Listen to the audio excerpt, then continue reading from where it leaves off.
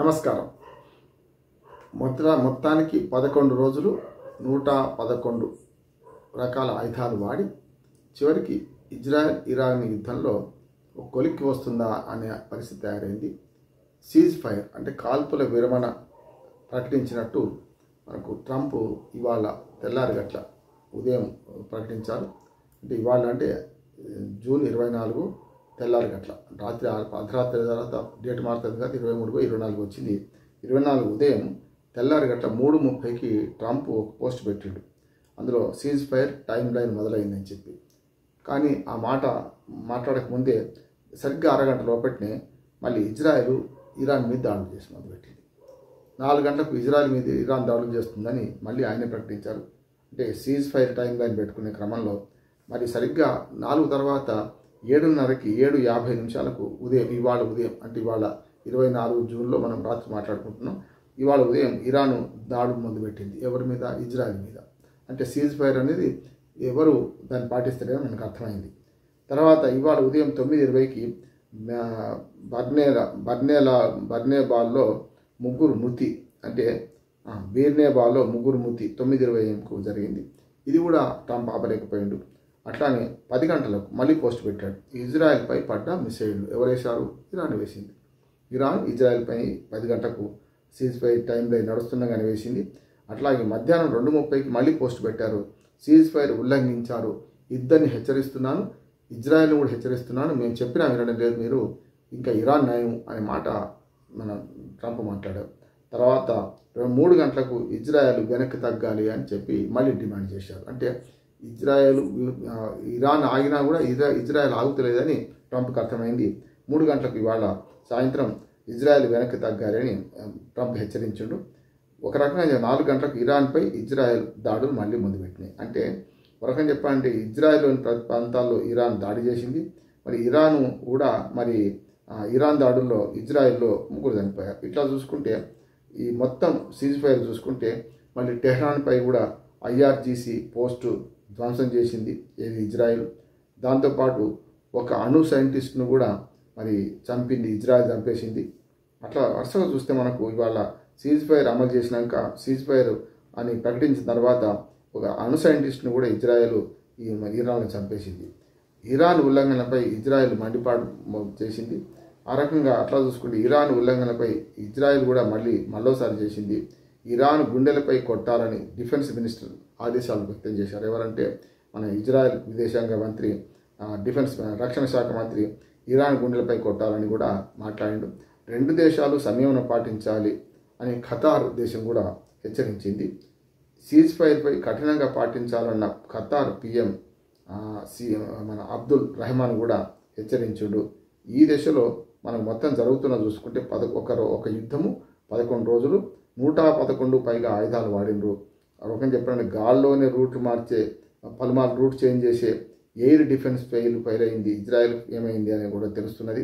అట్లానే ఖచ్చితత్వంతో కూల్చేయడం కూడా ఈ కష్టం ఇటువంటి దాంతోపాటు రూట్ మార్చుకుంటుంది కనుక ఒక రకంగా చెప్పాలంటే ఇరాన్ ఆయుధాల గురించి వీటి గురించి చెప్పాలంటే కూడా మనకు పేట్రియాట్ను కూడా సైతం కూల్చేస్తుంది ఇది యుద్ధం. ఇరాన్ సైతాన్ క్షిపణి ఒకటి ఉన్నది. ఇరాన్ సైతాన్ క్షిపణి రేంజ్ అయితే 1450 కిలోమీటర్ల దూరం పోతుంది. పేలోడ్ అంటే దాన్ని మోసుకుపోయే లోడు 1500 కేజీల బాంబింగ్ చేయగలుగుతుంది. 19,500 కిలోమీటర్ల వేగం, గంటకి 19,500 కిలోమీటర్ మనకు కూడా ఖైబర్ క్షిపణి ఇది ఇరాన్ సైతాన్ అని అనవచ్చు. ఇది కూడా ఇటువంటిది కూడా ప్రయోగించింది.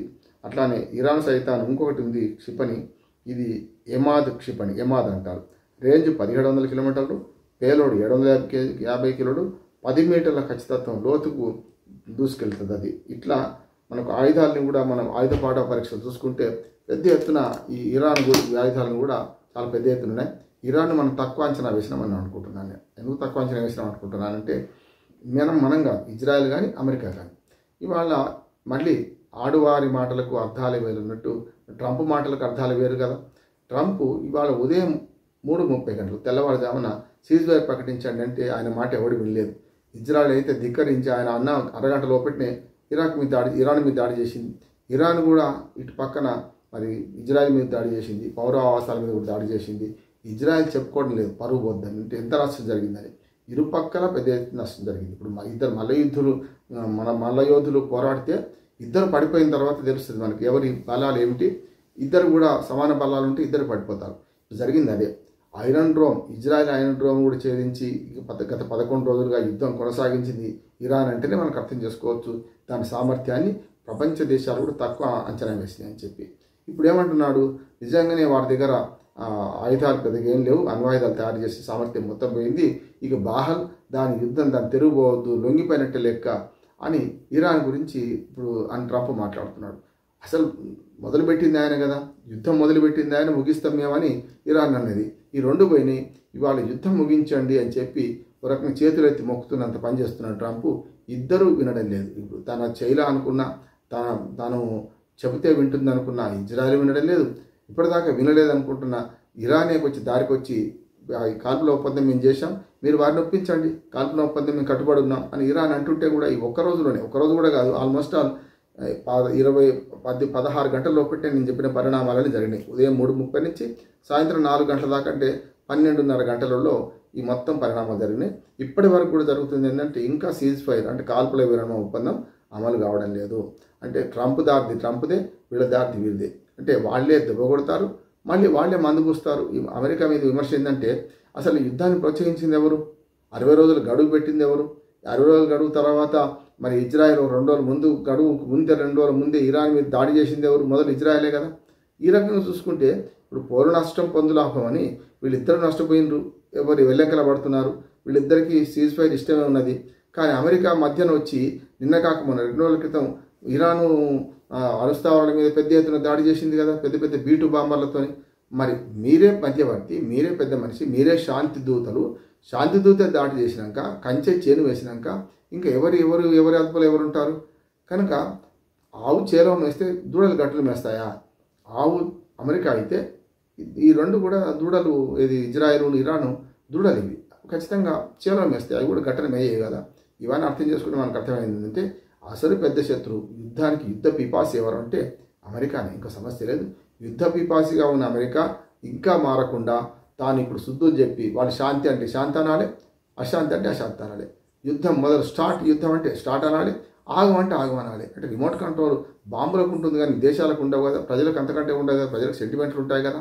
ఇవన్నీ చూసుకుంటే మనకు అర్థమైంది ఏంటంటే అమెరికా తన ఇష్టానుసారం ప్రవర్తిస్తుంది, ప్రపంచంతో అమెరికా ఆడుకుంటుంది అంటున్నాను. ప్రపంచంతో అమెరికా ఆడుకుంటుంది. ఈ ఆట చాలించాలి, ఈ ఆటకు ముగింపు పలకాలి, ప్రపంచ శాంతి కోసం ప్రయత్నించాలని అంటున్న అమెరికా ఇకనైనా మారాలి, లేకపోతే మరింత సంక్షోభమే ఎదురవుతుంది. ధిక్కరణ కూడా, అమెరికాకు ధిక్కరించే వారి సంఖ్య కూడా పెరుగుతుంది, ఇంక్లూడింగ్ దేశ ప్రజలు, బయట ప్రజలు కూడా ధిక్కరిస్తారు.